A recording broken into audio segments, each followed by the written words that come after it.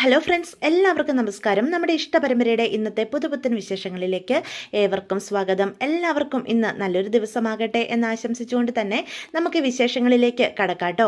അങ്ങനെ കാവേരി ഗംഗയുമായിട്ട് സംസാരിച്ചുകൊണ്ടിരിക്കുകയാണ്. ശിവരാമൻ്റെ ഭാര്യ ഭവാനിയെ താൻ പോയി കണ്ട കാര്യമൊക്കെ ഗംഗയോട് പറയാം. അപ്പം കാവേരി ആ വീട്ടിൽ ചെന്നിട്ട് നടന്ന സംഭവങ്ങളൊക്കെയാണ് കേട്ടോ പിന്നെ കാണിക്കുന്നത്. അപ്പം കാവേരി കാണുമ്പോൾ തന്നെ ഭവാനി തിരിച്ചറിയുന്നുണ്ട്. അല്ല, കുട്ടി എന്താ ഇവിടേക്ക് വന്നത് എന്ന് ചോദിക്കാം. ശിവരാമേട്ടനെ കാണാനായിട്ടാണ് വന്നത്. ശിവരാമേട്ടൻ പറഞ്ഞിരുന്നു മോൾ ഇങ്ങോട്ട് വരുമെന്ന്. അതുകൊണ്ടല്ലേ കുട്ടിയെ കണ്ടപ്പോൾ തന്നെ എനിക്ക് മനസ്സിലായത്. ശിവരാമേട്ടൻ പറഞ്ഞു ഞാനിന്ന് ഇങ്ങോട്ട് വരുമെന്ന്. അതെ, ഫോൺ വിളിച്ചു എന്നോട് പറഞ്ഞു അരവിന്ദ് സാറിൻ്റെ മോള് കാവേരി ഇവിടേക്ക് വരുന്നുണ്ടെന്ന്. അപ്പോഴേക്കും ഫോൺ കട്ടായിപ്പോയി. എന്ത് ചെയ്യാനാ, റേഞ്ചിൻ്റെ പ്രശ്നമുണ്ടേ ഇവിടെ, അതുകൊണ്ടാ എന്ന് പറയാം. എന്തിനാ മോള് ശിവരാമേട്ടനെ കാണാനായിട്ട് വന്നത് എന്ന് ചോദിക്കാം. അത് ശിവരാമേട്ടനോട് എനിക്കൊരു കാര്യം സംസാരിക്കേണ്ടതുണ്ടായിരുന്നു, അതുകൊണ്ടാ. അല്ല ആൻറ്റി, ഞാനാണെങ്കിൽ ഫ്രണ്ട് വാതിൽ വന്ന് വിളിച്ചിരുന്നു, പക്ഷെ ആരും വാതിൽ തുറന്നില്ല. ഓ അതോ, അതെന്താണെന്ന് വെച്ചാലേ ഹിൽത്തിൽ നിന്നൊരു പെണ്ണുണ്ട്. ഏകദേശം മോളുടെ പൊക്കവും വണ്ണവും ഒക്കെയാ, മോളെപ്പോലെ തന്നെ പെരുമാറ്റവും. ഇവിടെ വന്ന് വെറുതെ വെള്ളം കെട്ടി നിൽപ്പുണ്ടോ, ചിരട്ടകളെല്ലാം വെള്ളമുണ്ടോ എന്ന് ചോദിച്ച് നമ്മളെ അങ്ങോട്ട് ബുദ്ധിമുട്ടിപ്പിക്കും. കാശിന് ഗുണമുണ്ടോ, അതൊട്ടില്ല താനും. ആ പെണ്ണാണെങ്കിൽ വന്ന വഴി പൊക്കോട്ടെ എന്ന് കരുതി മനഃപൂർവ്വം ഞാൻ വരാതിരുന്നതാ. അല്ല, ഭവാനി ആൻറ്റിയുടെ തലകറക്കമൊക്കെ മാറിയോ? എനിക്ക് തലകറക്കമോ? മോളോടാരാ എനിക്ക് തലകറക്കം ഉണ്ടെന്ന് പറഞ്ഞത്? അല്ല, എന്നോട് അങ്ങനെ ഒരാൾ പറഞ്ഞിരുന്നു എന്ന് പറയാം. എൻ്റെ പൊന്നു കൊച്ചേ, അത് ഈ നാട്ടുകാർക്ക് നല്ല അസൂയയാ എന്നോട്. എനിക്ക് കിട്ടുന്ന പണിയെ ഒഴിവായി പോകാൻ വേണ്ടിയിട്ട് അവർ മനഃപൂർവ്വം പറഞ്ഞു വരുത്തുന്നതാ എനിക്ക് തലകറക്കുവാ, തലവേദനയാ എന്നൊക്കെ. അല്ലാതെ എനിക്കൊരു കുഴപ്പമില്ല. കൊച്ചിൻ്റെ വീട്ടിൽ എന്തെങ്കിലും ജോലി ഉണ്ടെങ്കിൽ എന്നോട് പറ, നല്ല വൃത്തിയും വെടുപ്പമായിട്ട് ഞാനത് ചെയ്തു തരും എന്ന് ഭവാനി പറയാം. അയ്യോ ആൻറ്റി, ഞാൻ ജോലിക്കാര്യം പറയാനായിട്ട് വന്നതല്ല എന്ന് പറയാം. ഓ, അപ്പോൾ ഒരു ഗുണമുള്ള കാര്യത്തിന് വന്നതല്ലല്ലേ എന്ന് പറയാൻ കേട്ടോ. പൈസ കൊടുക്കാതെ അവരുടെ വായിൽ നിന്ന് ഒരക്ഷരം വീഴില്ല എന്ന് കാവേരിക്ക് ബോധ്യപ്പെടുക. അതുകൊണ്ട് തന്നെ തൻ്റെ ബാഗിൽ നിന്ന് 1000 രൂപ എടുത്ത് അവരുടെ കയ്യിലേക്ക് കൊടുക്കും. ആൻറ്റി, ഇത് വാങ്ങണം എന്ന് പറയാം. അയ്യോ മോളെ, വെറുതെ എന്തിനാ എനിക്ക് കാശ് തരുന്നത്? അച്ഛൻ നാട്ടിൽ വരുമ്പോഴൊക്കെ രാമേട്ടനെ കണ്ടു കഴിഞ്ഞാൽ രാമേട്ടൻ്റെ കയ്യിൽ എന്തേലുമൊക്കെ കൊടുക്കുമായിരുന്നു. ഒന്നും കൊടുക്കാതെ അച്ഛൻ പോകുന്നത് ഞാൻ ഇന്ന് വരെയും കണ്ടിട്ടില്ല. ഞാൻ ഈ വീട്ടിൽ വരെ വന്നിട്ട് ഒന്നും തരാതെ പോയാൽ എൻ്റെ അച്ഛൻ്റെ ആത്മാവ് പോലും എന്നോട് ക്ഷമിക്കില്ല എന്ന് പറയാൻ കേട്ടോ. അപ്പോൾ ആ സ്ത്രീ ആ പൈസ മേടിക്കുകയാണ്. അല്ല മോളെ, മോക്ക് രാമേട്ടനോട് എന്തോ ചോദിക്കണമെന്നല്ലേ പറഞ്ഞത്? എനിക്കറിയാവുന്ന കാര്യമാണെങ്കിൽ ഞാൻ പറഞ്ഞു തരാം എന്ന് പറയാം. ഒരുമാതിരി കാര്യങ്ങളൊക്കെ എനിക്കും അറിയാം. അത് പിന്നെ അച്ഛനെ ഇവിടെ ഒരു തോട്ടം മേടിക്കുന്ന കാര്യം പറഞ്ഞിരുന്നേ കുറിഞ്ഞുമലയിൽ, അതിനെപ്പറ്റി എന്തെങ്കിലും രാമേട്ടൻ ചേച്ചിയോട് പറഞ്ഞിട്ടുണ്ടോ? ഇപ്പം ആ സ്ഥലത്തിനടുത്ത് തന്നെ ജയബാലൻ അയാൾ സ്ഥലം മേടിച്ചിട്ടുണ്ട്. ഇതിനെപ്പറ്റി വല്ലതും അറിയാവോ എന്ന് ചോദിക്കുക. അയ്യോ മോളെ, ഈ വക കാര്യങ്ങളൊന്നും എനിക്കറിയില്ല. അതിയാനാണെങ്കിൽ ഇങ്ങനെയുള്ള കാര്യങ്ങളൊന്നും എന്നോട് പറയില്ലെന്നേ, എൻ്റെ മനസ്സിലൊന്നും ഇരിക്കുകയല്ലെന്നാ അങ്ങേര് പറയുന്നത് എന്ന് പറയാൻ കേട്ടോ. എങ്കിൽ പിന്നെ ഞാൻ ഇറങ്ങട്ടെ എന്നും പറഞ്ഞ് കാവേരി പോകാനായിട്ട് തുടങ്ങാം. പിന്നെ മോളെ, ഒരാളുണ്ട്, ശിവരാജൻ എന്നാ പേര്. ഇവിടെ ഇടയ്ക്കൊക്കെ വരുന്ന ഒരു സാറാ, വലിയ സാറാ. അങ്ങ് പട്ടണത്തിലാണ് അവർ താമസിക്കുന്നത്. ആ സാറിൻ്റെ കയ്യിൽ നിന്നും കണ്ട് ജയബാലൻ സാർ എന്തോ സ്ഥലം മേടിച്ചെന്നോ ഒക്കെ ഇടയ്ക്ക് പറയുന്നത് ഞാൻ കേട്ടിട്ടുണ്ട്. അവിടെ ഞാനും പോയിട്ടുണ്ട്. ആ വീടിൻ്റെ ഗേറ്റ് വരെ ഞാൻ പോയിട്ടുള്ളൂ. രാമേട്ടൻ്റെ കയ്യിൽ ജയബാലൻ സാറ് കുറച്ച് കാശ് തന്നുവിടും. ഈ ശിവരാജിന് കൊണ്ട് കൊടുത്തിരുന്നതേ രാമേട്ടനാ. അങ്ങനെ 1-2 തവണ അവരുടെ വീടിൻ്റെ പുറത്ത് ഞാൻ രാമേട്ടനെയും കാത്ത് നിന്നിട്ടുണ്ട്. അത്രയും പരിചയം എനിക്കുള്ളൂ എന്ന് പറയാണ്. അത് കേൾക്കുന്ന കാവേരിക്ക് ഒരു കച്ചിത്തുരുമ്പ് കിട്ടുക. ചേച്ചിക്ക് ആ അഡ്രസ്സോ എന്തെങ്കിലും അറിയാവോ?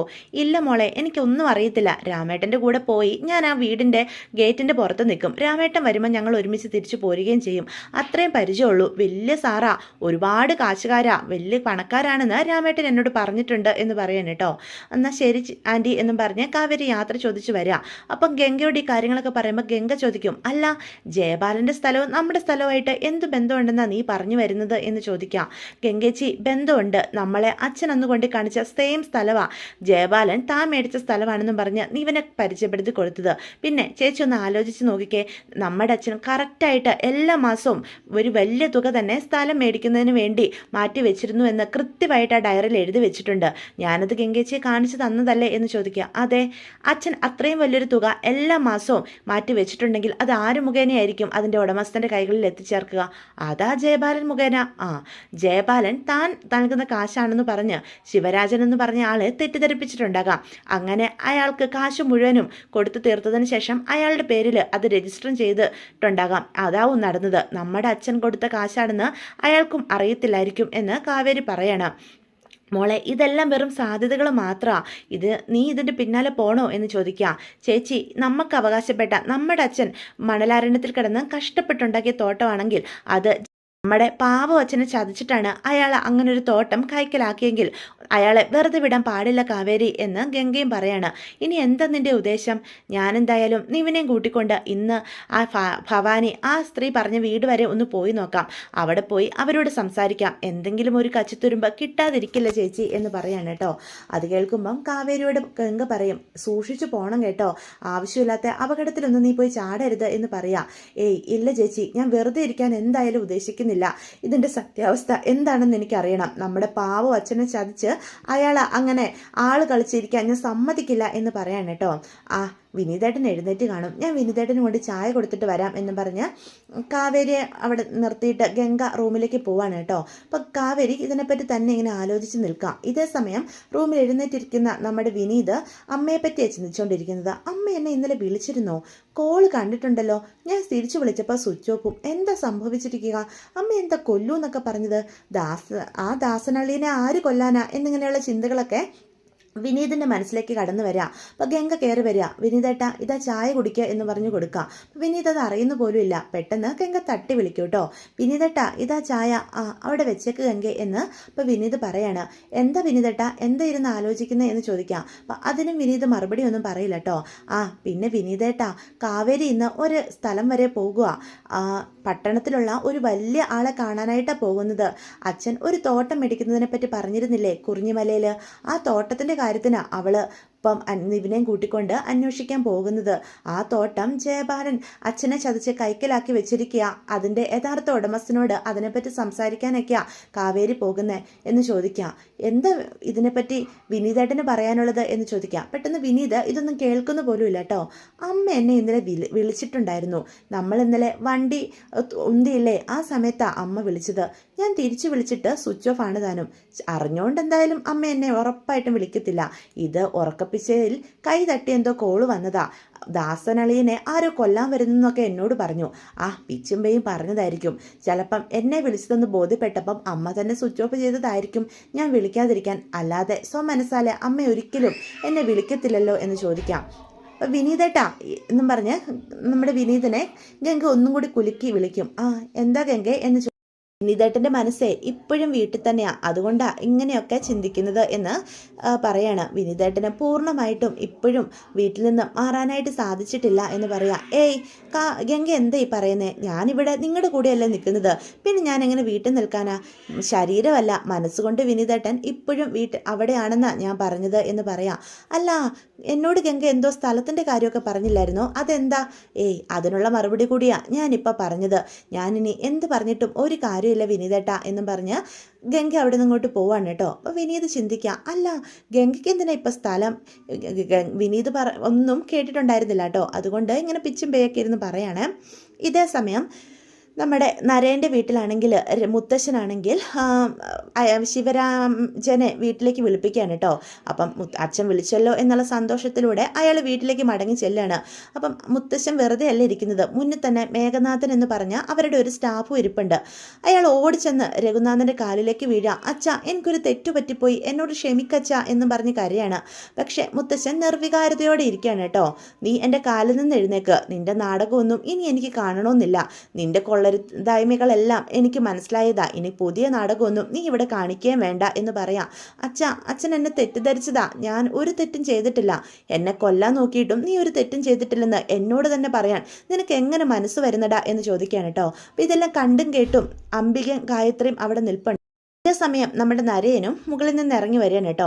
അപ്പം ശിവരാജനെ വീട്ടിൽ കയറ്റിയതിനോട് നമ്മുടെ നരയനും വലിയ താല്പര്യമൊന്നുമില്ല. പിന്നെ മുത്തശ്ശൻ്റെ തീരുമാനമല്ലേ, മുത്തശ്ശൻ്റെ ഇഷ്ടം പോലെ എന്താണെന്ന് വെച്ച് ചെയ്യട്ടെ എന്നുള്ള രീതിയിൽ അതിനൊന്നും സംസാരിക്കാതെ നരയൻ മാറി നിൽക്കുകയാണ് കേട്ടോ.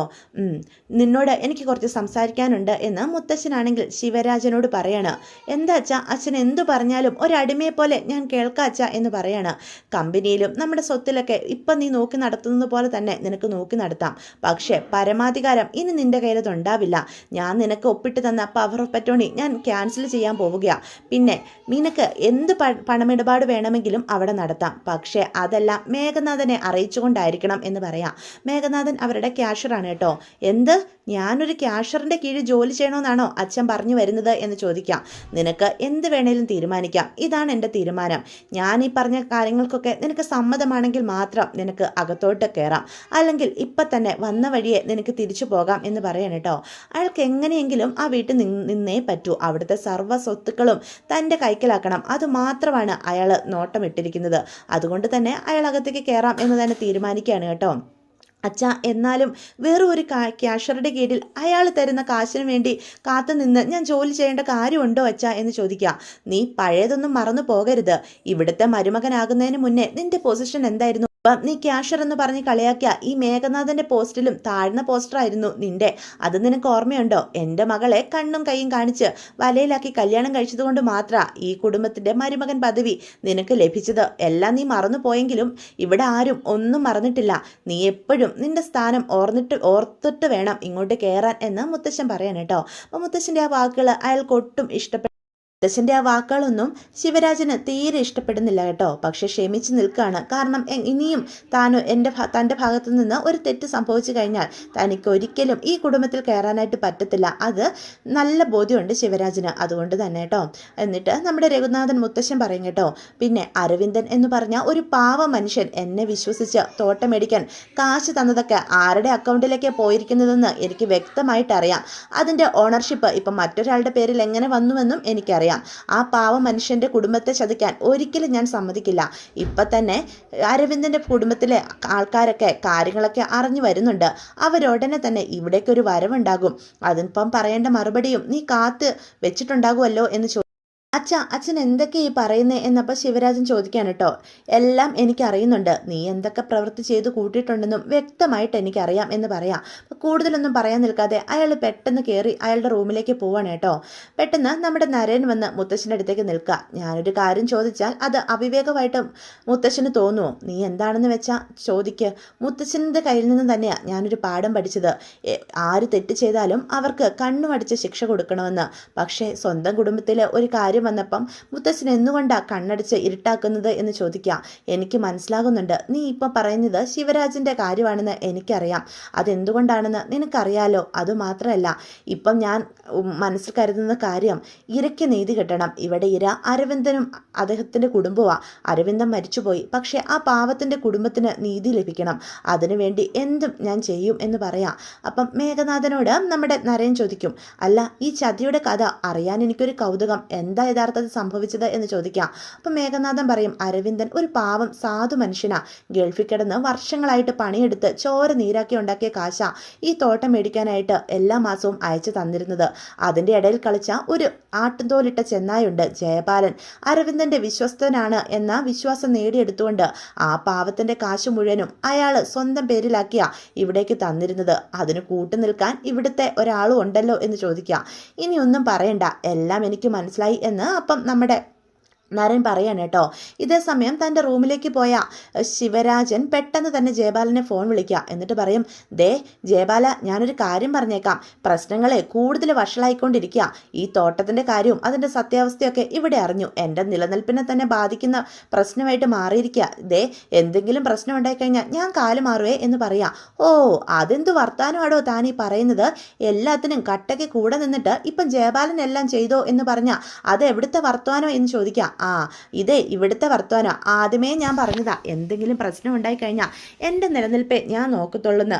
ദേ എൻ്റെ തലയ്ക്ക് മേലെ ഒരു വലിയ കൊടിവാള് ഈ വീട്ടിലുണ്ട്. അതുകൊണ്ട് കൂടുതലൊന്നും എനിക്ക് ഒന്നിലും ഇടപെടാനായിട്ട് സാധിക്കില്ല. ഇപ്പം തന്നെ ആ കിളവൻ്റെ ദയ കൊണ്ടാണ് ഞാൻ ഈ വീട്ടിൽ തിരിച്ചു കയറിയത് എന്ന് പറയാം. നീ എന്തൊക്കെയാ ഈ വിളിച്ചു കൂവുന്നത് എന്ന് അപ്പം ജയപാലൻ ശിവരാജനോട് ചോദിക്കാം. എടാ, ഇവിടെ ഒരുത്തനുണ്ട്, നരേന്ദ്രൻ. അവൻ എന്തെങ്കിലും സംശയം തോന്നിക്കഴിഞ്ഞാൽ, അവനൊരു കളത്തിൽ ഇറങ്ങിക്കഴിഞ്ഞാൽ പിന്നെ ഒന്നുമല്ലെന്ന്. നമ്മളെയൊക്കെ 10 മടങ്ങ് ശക്തിയും ബലവും ഉള്ളവനാ അവൻ. അവനെ ഒതുക്കാനേ നമ്മളെ കൊണ്ട് പറ്റില്ല. ജയപാലൻ എത്ര കിടന്ന് ബുദ്ധിമുട്ടിയാലും കിടന്ന് കാലിട്ടടിക്കാം എന്നേ ഉള്ളൂ എന്ന് പറയാം. താൻ ഇത് ആരെപ്പറ്റി പുകഴ്ത്തി പറയുന്നത്? ഞാൻ അത്ര നിസ്സാരക്കാരനാണെന്നാണോ താൻ കരുതി വെച്ചിരിക്കുന്നത് എന്ന് ജയപാലൻ ചോദിക്കുക. താൻ അത്ര അപകടകാരിയാണെന്ന് എനിക്ക് വ്യക്തമായിട്ട് അറിയാടോ ജയപാല. പക്ഷെ തന്നെക്കാളും പേടിക്കേണ്ട ഒന്നാണ് ഇവിടെ ഉള്ളവൻ എന്ന് പറയാണ്. അവനെ പേടിക്കുക തന്നെ വേണം. അവൻ്റെ മുന്നിലെ താനൊക്കെ വെറും പുല്ലാടോ എന്ന് പറയാണോ? അപ്പം ജയബാലനും ഒന്ന് ഭയന്നു പോവാണ് കേട്ടോ. എടോ, അവൻ കളത്തിലിറങ്ങൂന്നാണോ താൻ പറഞ്ഞു വരുന്നത് എന്ന് ശിവരാജനോട് ചോദിക്കാം. ഏകദേശം ഇപ്പം അവൻ എല്ലാത്തിൽ നിന്ന് മാറി നിൽക്കാണ്. പക്ഷേ അവന് ദയയും കരുണയൊക്കെ അല്പം കൂടുതലാ. സ്നേഹിച്ചാലേ സ്നേഹിച്ചു കൊല്ലും, വെറുത്താലുണ്ടല്ലോ നരകിപ്പിച്ചു കൊല്ലും. അതാ അവൻ്റെ ലൈന്. അവനെ വെറുതെ വിളിക്കുന്നതല്ല നരിന്ന്. അവൻ വേട്ടയ്ക്ക് ഇറങ്ങിക്കഴിഞ്ഞാൽ അതൊരു നരിവേട്ട തന്നെയായിരിക്കും. നമ്മളൊക്കെ പിന്നെ പെടഞ്ഞു മരിക്കും. അതുകൊണ്ട് താനും ഞാനും ഒക്കെ ഒന്ന് സൂക്ഷിക്കുന്നത് എന്തുകൊണ്ട് നല്ലതാ എന്ന് പറയാം. അത് കേൾക്കുന്ന ജയപാലൻ ഒന്ന് ഭയപ്പെടുന്നുണ്ട് കേട്ടോ. തനിക്കെതിരെ വലിയൊരു കൊടിവാളുമായിട്ട് അവൻ വരുമോ എന്നൊരു ചിന്തയൊക്കെ ഉണ്ടാകുന്നുണ്ട്. അതോടുകൂടി ഇന്നത്തെ എപ്പിസോഡും അവസാനിക്കുകയാണ്. ഇതൊക്കെയാണ് ഇന്നത്തെ വിശേഷങ്ങളെ. വീഡിയോ ഇഷ്ടപ്പെട്ടുവെങ്കിൽ ചാനൽ സബ്സ്ക്രൈബ് ചെയ്യാൻ മറക്കരുത്, ലൈക്ക് ചെയ്യാനും മറക്കരുത്, നിങ്ങളുടെ അഭിപ്രായങ്ങൾ കമൻസ് വഴി എന്നെ അറിയിക്കാനും മറക്കരുത്.